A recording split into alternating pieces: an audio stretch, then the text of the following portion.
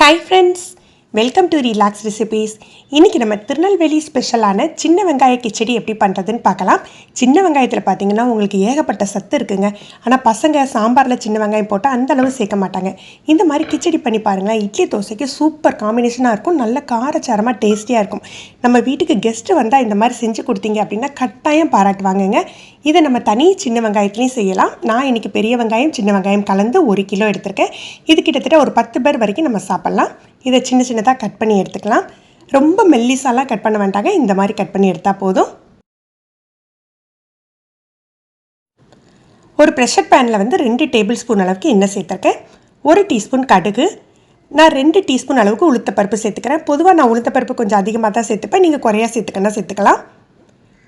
ஒரு கைப்பிடி அளவுக்கு கருவேப்பிலை சேர்த்துடலாம். காஞ்ச மிளகாய் ஒரு 5 காஞ்ச மிளகாய் சின்ன சின்னதாக கட் பண்ணி சேர்த்துருக்கேன். இதுதான் இதுக்கு காரம் கொடுக்கும், அதனால் உங்களுக்கு காரத்துக்கு தகுந்தாப்பில் சேர்த்துக்கோங்க. இதில் நம்ம கட் பண்ணி வச்சுருக்க சின்ன வெங்காயத்தை சேர்த்துக்கணும். இதை மீடியம் ஃப்ளேமில் வச்சு நல்லா வதக்கிக்கணுங்க. உங்களுக்கு ஸ்டெயின்லெஸ் ஸ்டீல் பாத்திரமாக இருந்ததுன்னா நீங்கள் லோ ஃப்ளேமில் போட்டுக்கோங்க. நம்ம எண்ணெய் தேவைப்பட்டால் கூட நல்லெண்ணெய் சேர்த்துக்கலாம், நல்ல வாசமாக இருக்கும்.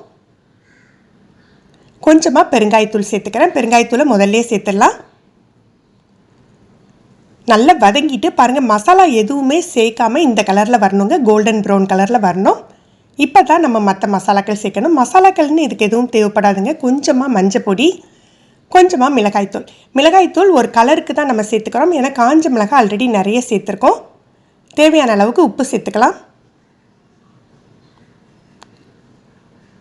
இதெல்லாம் நல்லா மிக்ஸ் பண்ணி விட்டுக்கணும்.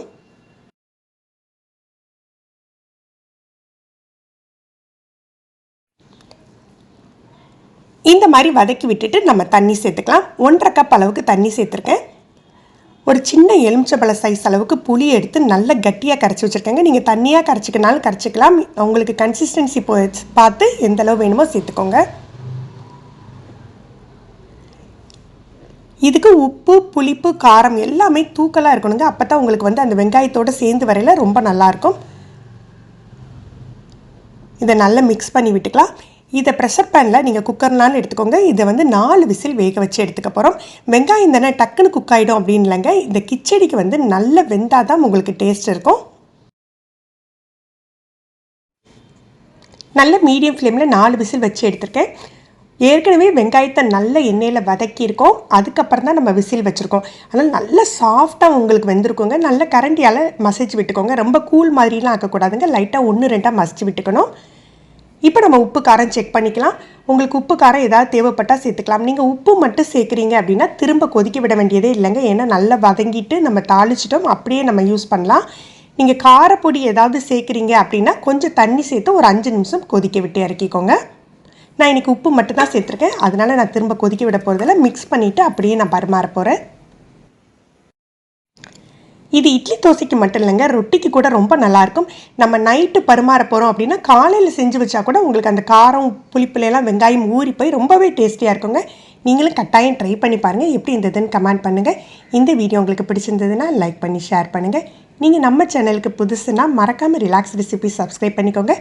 கீழே உள்ள பெல் பட்டனில் நீங்கள் ஆல் செலக்ட் பண்ணி வச்சுக்கிட்டிங்கன்னா நம்ம சேனலில் வீடியோக்கள் போட்ட உடனே உங்களுக்கு நோட்டிஃபிகேஷன் கிடைக்கும். தேங்க்யூ.